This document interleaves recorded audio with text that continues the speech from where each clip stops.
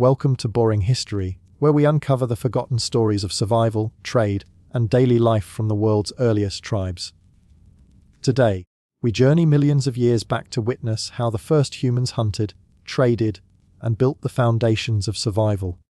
In the earliest days of human existence, long before the rise of organized civilizations, survival depended almost entirely on the ability to find food and stay safe from the threats of nature. Hunting was not simply a way to gather nourishment, it was the central pillar of existence, a daily ritual, a communal task, and a practice that shaped the evolution of early tribes.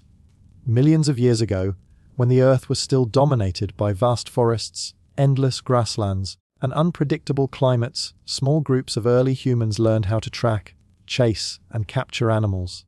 Their techniques were not born from sudden invention, but from countless generations of trial and error, observation of nature, and adaptation to an unforgiving world. Every movement, every tool, and every tactic carried the weight of survival, because without food, the tribe could not endure. The earliest hunters did not have bows, arrows, or metal weapons. Instead, they relied on sharpened stones, heavy wooden clubs, and their own bodies. A broken branch with a pointed end could serve as a spear, and a rock chipped against another rock could become a cutting edge sharp enough to pierce animal hide.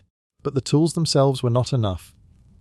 Hunting required patience, understanding of animal behavior, and an instinctive connection to the land. To approach a deer or wild boar, early humans had to move silently, crouching low, blending with the tall grasses, and studying the patterns of the herd.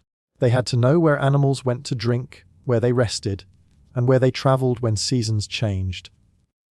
The land was their teacher, and survival depended on listening to its lessons. Tracking was one of the most important skills. A footprint pressed into soft soil, a broken branch, or even the faint smell of an animal could reveal a trail. Hunters learned to follow these signs with precision, sometimes for hours, sometimes for entire days. The process was slow, almost meditative, requiring focus and endless patience. A careless step or sudden noise could scatter prey and ruin the chance of success. Some tribes practiced persistence hunting, a method in which hunters would chase an animal for long distances, not relying on speed but on endurance. Humans could sweat and cool their bodies in ways many animals could not. By running steadily under the heat of the sun, early hunters could exhaust their prey until it collapsed from fatigue, giving them a chance to strike with stone-tipped spears. Safety was always on their minds.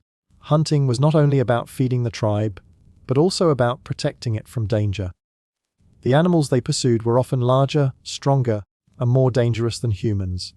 A wild bison could trample hunters, a boar could gore with its tusks, and a lion lurking nearby could turn hunters into prey. Because of this, hunting was rarely done alone. Small groups worked together, moving in quiet formation, signaling with hand gestures or whistles, and surrounding their target. They learned to drive animals toward traps, cliffs, or narrow paths where escape was difficult. Sometimes they would dig pits, cover them with branches, and lure animals to fall inside. Other times they used fire, setting controlled flames to push herds toward waiting hunters. Each strategy carried risks, but with cooperation, the chance of success grew, and the dangers were shared among the group. Food from the hunt was more than nourishment, it was security. A successful kill meant meat that could be roasted, bones that could be broken for marrow, hides that could be used for warmth, and sinews that could be turned into binding cords. Every part of the animal had value, nothing was wasted. Even the fat could be used as fuel for fire or smeared on the skin to protect against cold winds. In this way, hunting was both a source of food and a shield against the environment. The tribe survived not only by eating, but by transforming the spoils of the hunt into tools and protection. Hunting was therefore not just an act of killing, but a complete cycle of survival, where life was taken to sustain life. Children watched and learned. Young boys and girls followed hunters, observing every movement, memorizing the steps, and practicing with small stones or sticks. The passing of knowledge was slow but constant. Over years of practice, they developed sharper instincts and stronger skills. By the time they grew older, hunting was second nature, a rhythm embedded into their lives. Storytelling also played a role. Around fires at night, elders recounted hunts of the past, speaking of bravery, mistakes, and techniques. These stories carried lessons and warnings, reminding younger generations of what to do and what not to do when the chase began. Through these tales, hunting knowledge was preserved and passed forward. Shaping the identity of the tribe, the relationship between hunters and animals was complex. To hunt meant to kill, but it also meant to respect. Many tribes believed animals had spirits, that they offered themselves to the hunters, and that gratitude had to be shown. Rituals before and after hunts were common, sometimes simple gestures, sometimes elaborate dances or chants. These rituals created a bond between human and prey, reminding hunters that survival came at a cost. Such beliefs influenced the way hunting was carried out, guiding tribes to take only what was needed and to avoid wasteful killing. In this way, hunting was not merely practical but spiritual, weaving survival into the deeper fabric of early human culture. The techniques themselves evolved with time. At first, simple thrusting spears and stones were the main tools, but later, humans developed throwing spears with sharpened tips hardened in fire. They learned to use atlayals, spear-throwing devices that extended the arm's leverage and allowed for greater distance and force. With each improvement, hunting became slightly safer and more effective. Still, the challenge remained immense. Animals were swift, powerful, and always aware of danger. A hunter's success often came after many failed attempts, bruises, and injuries. Yet each success brought not only food, but also pride and honor within the tribe. Hunters were respected for their bravery, for facing danger directly, and for providing what the group needed most. Seasonal changes shaped hunting practices. During colder months, herds migrated, and hunters followed them across long distances. This movement created patterns of nomadic life, where tribes traveled with the animals they relied on. They carried few possessions, following rivers, valleys, and plains, always watching the skies and the land for signs of movement.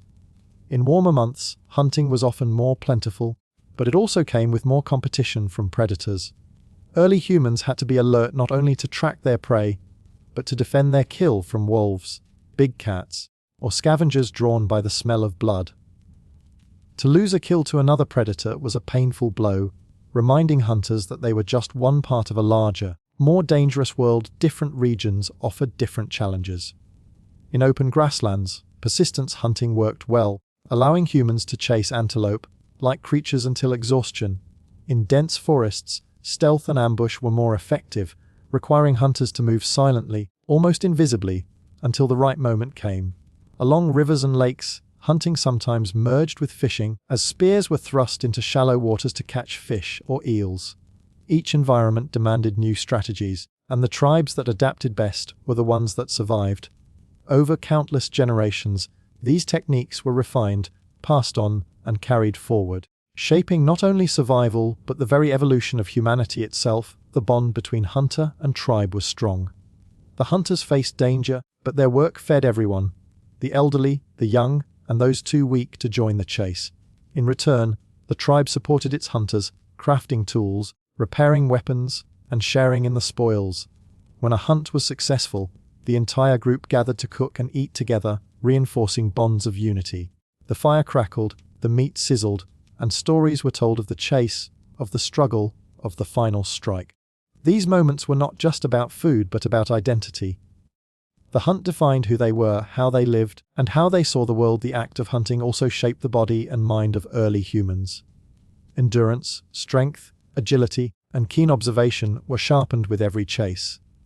Over time, these physical and mental demands influenced evolution itself, favoring those who could run longer, think faster, and cooperate better. Hunting forged not only the survival of individuals, but the survival of the species. It demanded creativity, coordination, and courage, qualities that would later lay the foundation for more complex societies. Without the skills of the hunter, the story of humanity would never have unfolded in the way it did. Long before coins were minted, markets were built, and kingdoms established. Human beings relied on simple yet profound systems of exchange to survive. In the earliest tribal societies, where daily life was a constant negotiation with nature, trade emerged not as luxury but as necessity. The first humans lived in small groups, often scattered across vast territories, and each group had access to different resources depending on their environment. Some lived near rivers and gathered fish. Others hunted in forests and grasslands, while others collected fruits, seeds, and medicinal plants. Alone, each group could sustain itself only to a limited degree, but together, through the act of sharing and exchanging, survival became more secure. The birth of trade was not marked by a single moment, but rather by countless small acts of giving, borrowing, and swapping, repeated over generations until patterns began to form and customs began to solidify in the beginning. Trade was not driven by profit or accumulation. It was based on reciprocity, a mutual understanding that giving something now might mean receiving something later. A hunter who had brought down a large animal could not preserve all of the meat on his own, so he would share it with others. In return, when he found himself empty, handed on another day, he could rely on his neighbors to do the same. This type of exchange was as much about trust as it was about resources. Without a sense of trust, tribes could not depend on one another, and without that dependence, survival was far more precarious. Over time, these exchanges extended beyond simple sharing within a group and began to reach between groups. When two tribes crossed paths at a river, along a migration route, or at seasonal gatherings, they discovered that what one group lacked, the other might provide. One tribe might have an abundance of stones suitable for making tools, while another might have access to salt deposits, animal hides, or shells from distant shores. By trading these goods, both groups strengthened their ability to endure the hardships of life. The items exchanged in those early encounters were not always equal in size or quantity. Value was measured differently in those times. A sharp flint blade might be worth more than a bundle of dried berries, because of the effort it saved in hunting and cutting. A piece of animal hide could be more valuable than a basket of roots during the cold season, because warmth meant survival. What mattered was not balance in the modern sense of currency, but balance in need. Each side weighed its own hunger, its own scarcity, and its own risks, and through these calculations, exchanges were made. Slowly, a silent language of trade emerged, carried in gestures, signs, and mutual recognition of worth. Trade was not always peaceful. The meeting of two groups could bring opportunity, but it could also bring tension. Strangers represented both potential allies and potential threats. Early humans approached these encounters cautiously, watching for signs of aggression or friendliness. Sometimes goods were left on the ground between groups as an offering, with each side retreating to observe what the other would do.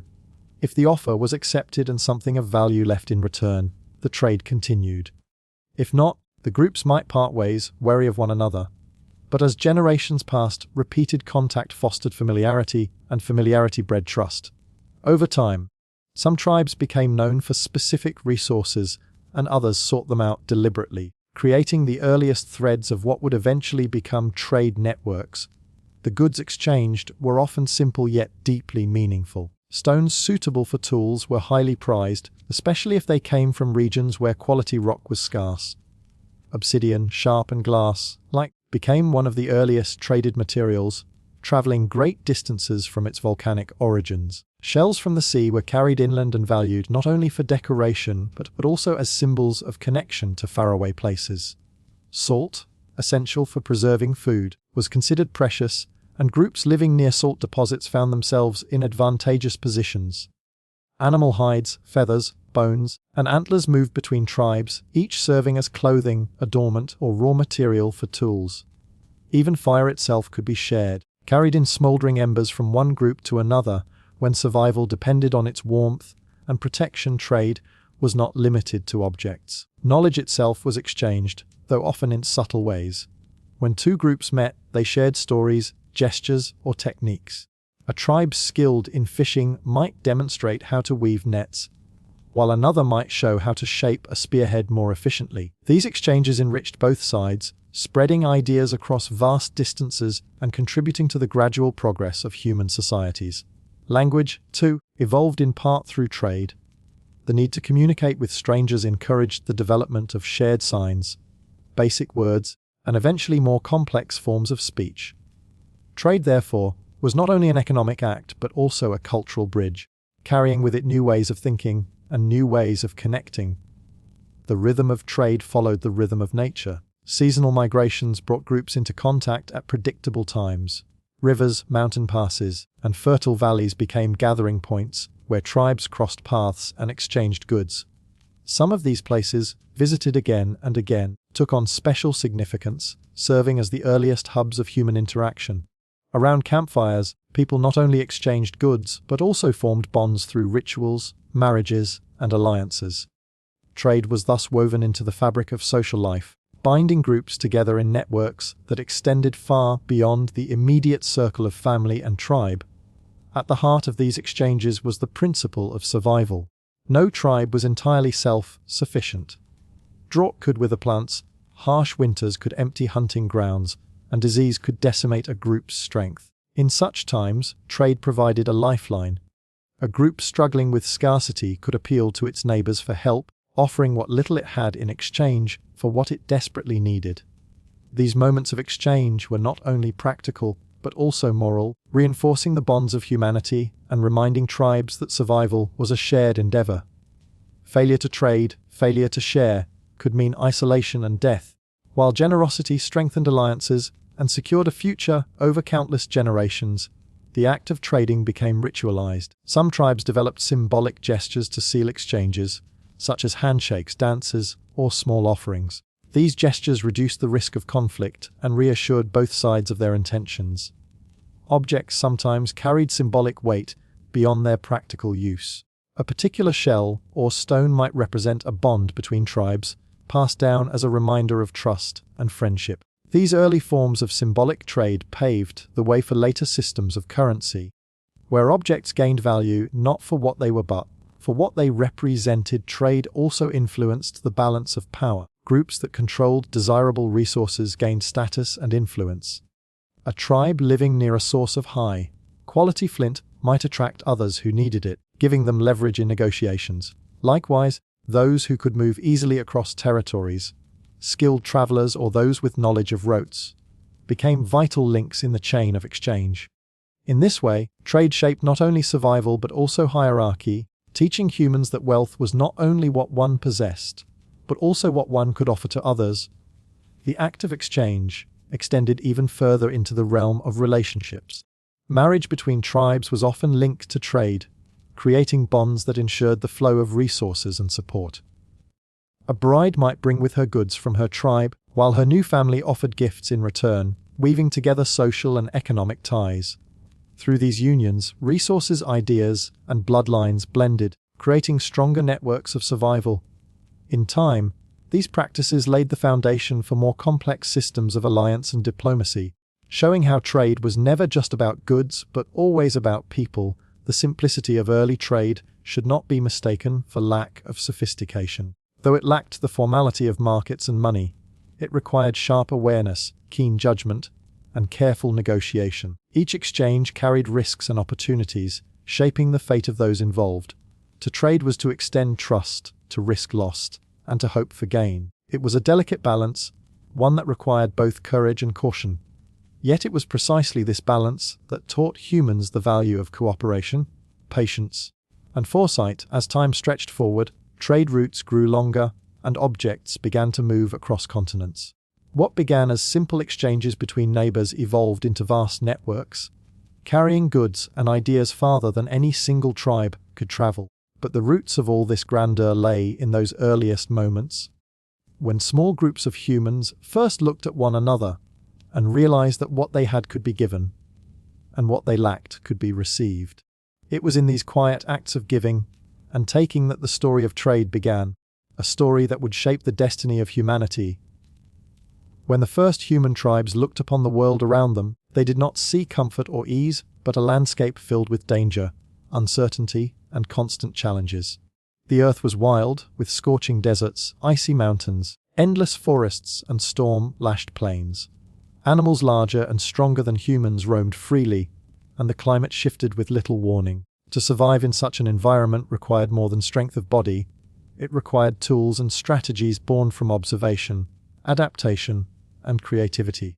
The earliest humans were not the fastest or the fiercest, but they became the most resourceful, learning to bend nature to their needs through clever inventions and techniques that transformed mere survival into a fragile but enduring way of life.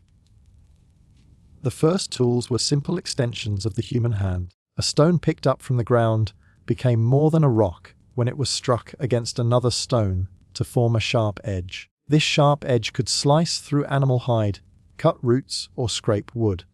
Over time, early humans realized that different stones had different qualities. Flint fractured in predictable ways, creating razor-like edges, while harder stones served as hammers.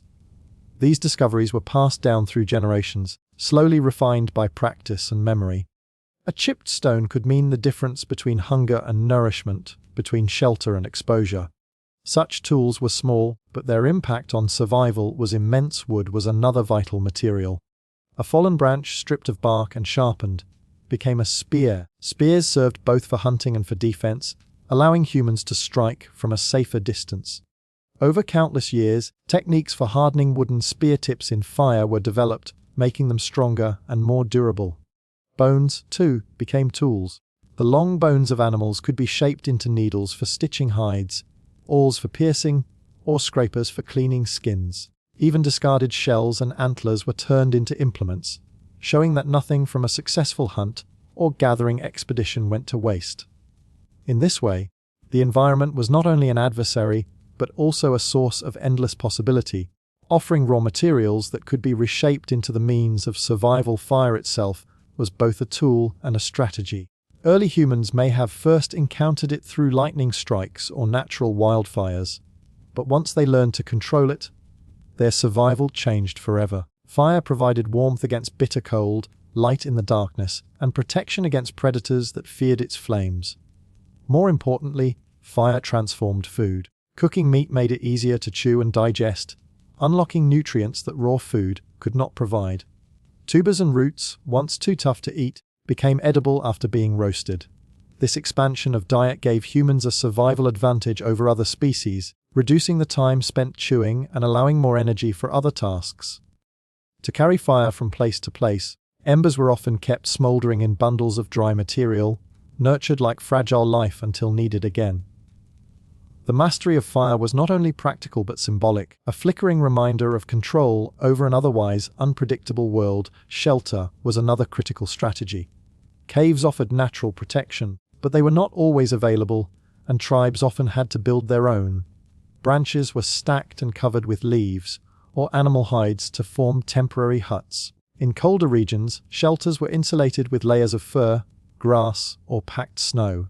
Over time, humans learned to construct more durable structures, weaving reeds together or binding wooden frames with sinew.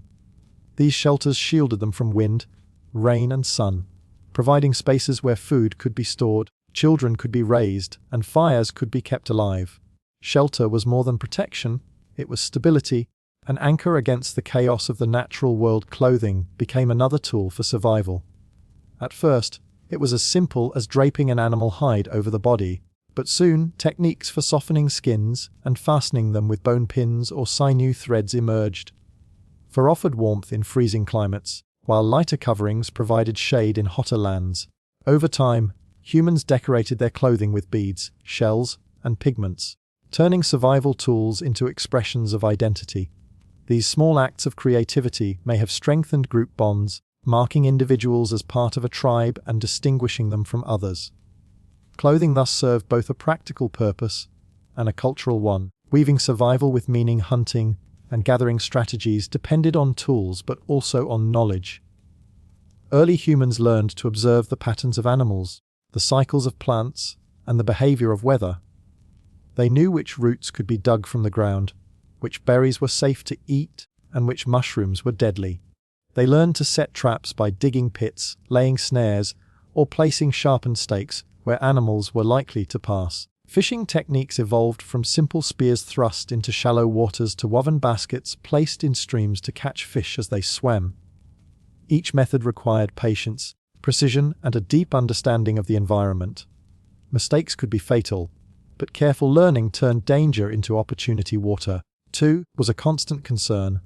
In dry lands, humans followed animal tracks to hidden springs or dug into the ground to find moisture. They used hollowed gourds, shells, or animal bladders to carry water from one place to another. In colder regions, snow and ice were melted by fire to provide drinking water. Mastering the control and storage of water was as essential as mastering fire, for without it, even the strongest tools and skills could not guarantee survival. These strategies reflected the adaptability of humans. Their ability to bend each environment to their will without overpowering it. Navigation was another subtle but vital strategy. The world was vast, and survival often depended on the ability to move from one place to another in search of food, water, or safety. Early humans learned to read the land by watching the stars, the position of the sun, the flow of rivers, and the shape of mountains. Paths were remembered and retold through stories, songs, and markings on rocks. Landmarks became guides, and knowledge of routes was shared across generations. Those who remembered the way ensured that their tribe could return to hunting grounds, water sources, or seasonal camps. In this way, navigation itself was a tool, carried not in the hand, but in the mind. Food storage was another innovation that changed survival strategies. Fresh meat spoiled quickly, attracting predators and disease. Early humans discovered that drying meat in the sun or smoking it over a fire could preserve it for longer periods. Nuts and seeds were stored in woven baskets, buried in the ground, or hidden in caves to protect them from animals. In colder climates, natural ice and snow served as preservation methods. These strategies meant that food could be saved for leaner times, reducing dependence on the unpredictability of daily hunts and foraging. Storage was not only practical, but also forward-looking, an early form of planning that reflected the growing intelligence of humankind. The harshness of the environment also demanded cooperation. Tools and strategies were often communal, created and shared by the group rather than owned by individuals. One person might knap flint into blades, another might tan hides into clothing, while others gathered wood, tended fires, or set traps. This division of labor increased efficiency and allowed each member of the tribe to contribute in unique ways. Cooperation extended beyond work to defense, where groups banded together to protect against predators or rival tribes. Alone, survival was uncertain, but together, with shared tools and strategies, tribes created a safety net that gave them resilience against the unpredictable world. Spiritual beliefs, often intertwined with survival strategies. Some tribes believed that tools carried spirits, that a finely made blade or a well-shaped spear was more than an object, but a gift from the earth or from ancestors. Rituals were performed before hunts, before journeys, and even before making tools, as if asking permission from nature itself. These beliefs added meaning to survival, reminding humans that they were part of a larger balance. Whether these rituals had practical effects or not, they reinforced social bonds, calmed fears, and gave courage in the face of danger, making them as essential to survival as the tools themselves. Art, too, became a form of survival strategy. Cave paintings, carvings, and markings may have served as records of successful hunts, maps of resources, or instructions for future generations. They preserved knowledge in visual form, extending memory beyond the lifespan of any individual. By leaving signs of where animals roamed or how tools were made, humans ensured that their descendants could learn from their experiences. In this sense, art was both expression and instruction, shaping survival across time. Adaptation was the unifying thread of all these tools and strategies. Humans did not control their environments completely, but they learned to adapt to each challenge with creativity and persistence. When forests gave way to open plains, they developed persistence hunting techniques. When ice covered the land, they crafted warmer clothing and stronger shelters. When seas rose or rivers dried, they moved, carrying their knowledge with them. This adaptability, supported by tools and strategies, was the defining feature of early human survival. It was not brute strength that secured their place in the world, but the ability to observe, learn, and innovate in the face of relentless change. When the first humans gathered together in small groups, survival was not only about food, tools, or trade, but also about the strength of their bonds with one another.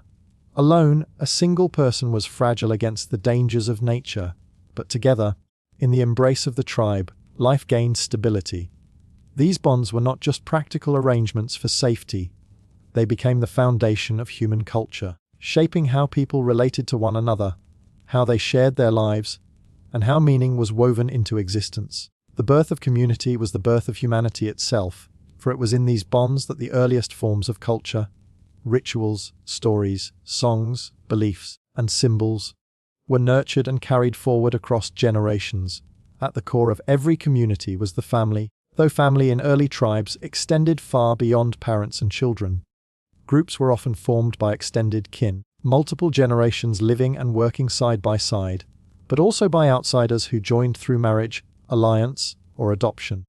The boundaries of blood were less important than the shared commitment to survival. Every member of the tribe had a role, and these roles created a sense of belonging. Elders carried memory and wisdom, adults carried responsibility for hunting, gathering, and protection, while children carried the future, learning by watching and imitating those around them. Through this structure, the bonds of community gave every individual meaning.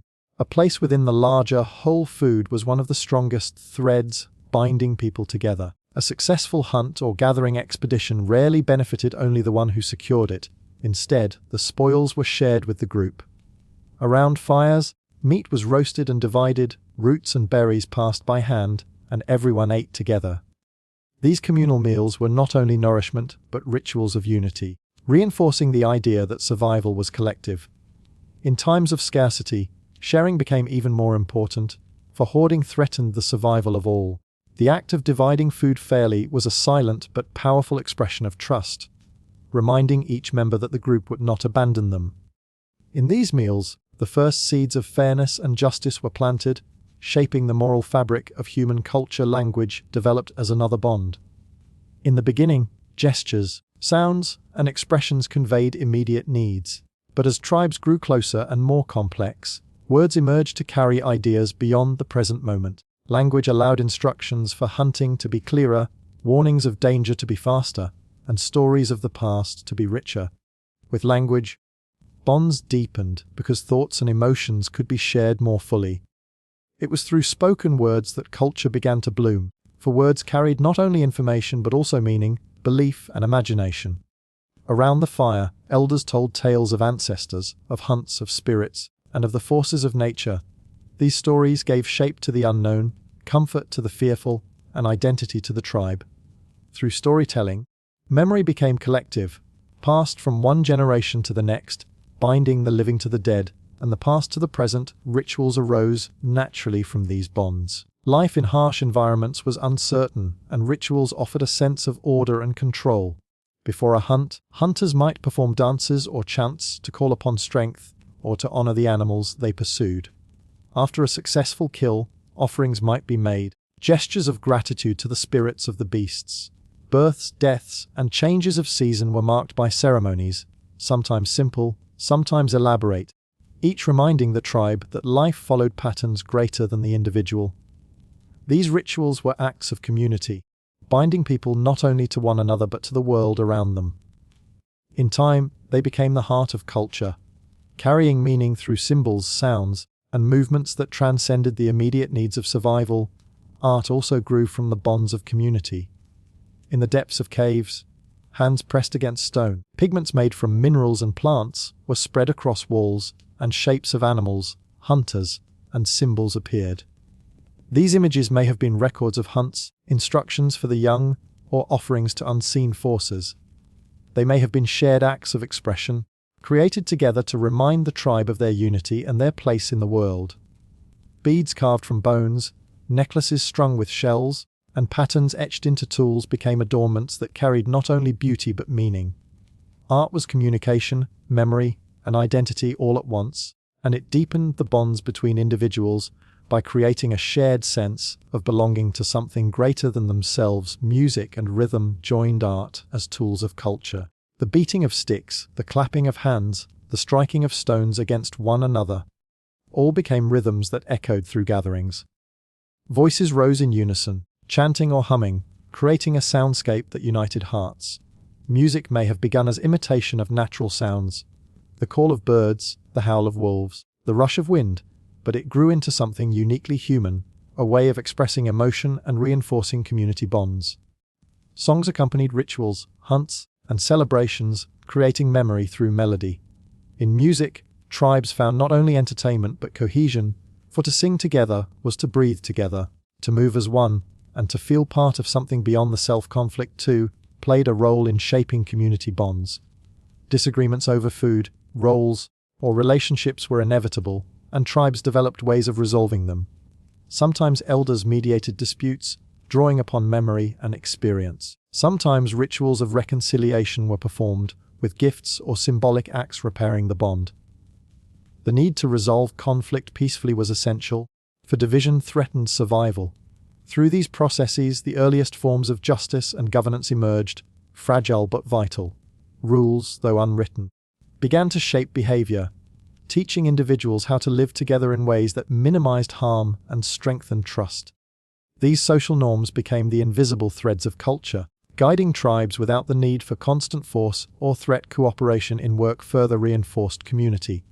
Building shelters, tending fires, crafting tools, and caring for children were tasks rarely done alone. The tribe moved as one, each person contributing what they could, and the shared effort created bonds of dependence and gratitude. Those who were injured or sick were cared for, not abandoned, for the group understood that every life carried value. This care for the vulnerable was a profound cultural development, separating humans from many other animals. It showed that survival was not only about strength, but about compassion, that the bonds of community extended beyond immediate utility into the realm of empathy and shared humanity. As tribes grew and met one another, bonds extended outward, creating alliances and larger networks. Marriage between tribes was one way these connections were secured, weaving families together across distances. These unions were not only personal but strategic, ensuring peace, trade, and mutual support. Gifts exchanged at such unions carried symbolic weight, representing trust and shared destiny. Through these relationships, communities grew into networks, and culture spread across landscapes. The songs, stories, and rituals of one tribe blended with those of another, creating layers of shared heritage that traveled farther than any individual could walk. The environment itself shaped community bonds. In harsh winters, when survival was most difficult, tribes huddled together in shelters, sharing warmth and food, deepening their reliance on one another. In times of abundance, celebrations emerged, feasts where food was plentiful and spirits high. These cycles of hardship and relief forged resilience, reminding tribes that survival was a collective achievement. The memory of shared struggle became a story retold, strengthening bonds by recalling how unity had carried them through danger. The landscape was not only the setting of survival, but also the backdrop against which culture and community were written. Spiritual beliefs grew naturally from the bonds between people and the mysteries of the world. Thunder, lightning, floods, and eclipses demanded explanation, and tribes created stories to make sense of them. Spirits of ancestors were believed to guide the living. Animals were seen as sacred teachers or guardians, and natural features like mountains or rivers were imbued with meaning. These beliefs unified communities, offering shared frameworks for understanding and responding to the unknown. Rituals tied to these beliefs reinforced bonds, as entire tribes participated in ceremonies that connected them to one another, and to forces beyond their comprehension. Culture thus became a bridge between the visible world and the invisible, shaping how humans lived, thought, and felt together. Children were the carriers of culture, and communities invested deeply in their learning. Through play, imitation, and instruction, children absorbed the skills, stories, and beliefs of their tribe. Elders told them of past hunts, demonstrated how tools were made, and shared myths that explained the world. These teachings were not only practical but cultural, embedding the young within the fabric of their community. As children grew, they in turn carried the culture forward, ensuring continuity across generations. The act of teaching was itself a bond, linking old and young, past and future, in an unbroken chain of survival and meaning. The passing of individuals through life stages was marked by shared experiences that further strengthened bonds. Birth was celebrated as the arrival of new life into the group, and the child was welcomed with rituals or gifts. Coming of age was marked by trials, hunts, or ceremonies that demonstrated readiness to take on adult responsibilities. Death was honored with burial, offerings, or remembrance, ensuring that even in absence, the individual remained part of the community's story. These life events created collective memory, weaving individuals into the fabric of the tribe's culture and reinforcing the bonds that that held them together over time. The complexity of community bonds gave rise to patterns of leadership and organization. Some tribes were guided by elders, whose wisdom carried authority. Others followed skilled hunters or individuals seen as spiritually connected. Leadership was rarely absolute, but based on respect, trust, and the recognition of contribution. This structure allowed decisions to be made, conflicts to be resolved, and survival to be coordinated more effectively. Leadership itself became part of culture, a reflection of the values and bonds of the tribe. It reinforced the idea that the strength of the group depended not only on the tools they carried or the food they gathered, but on the relationships they maintained with one another. As the bonds of community grew deeper, they shaped the very identity of humanity. To be human was to belong, to share, to remember, and to hope. Culture was not an ornament added to survival, but the very fabric that made survival possible. Through bonds of family, sharing of food, creation of language, development of rituals, expression in art and music, resolution of conflict, cooperation in labor, extension of alliances, interpretation of nature, teaching of children, marking of life's passages, and recognition of leadership, the earliest humans forged meaning in a world that offered little certainty. These bonds were the invisible tools that made survival not only possible but profound, binding individuals into communities and communities into the unfolding story of humanity itself.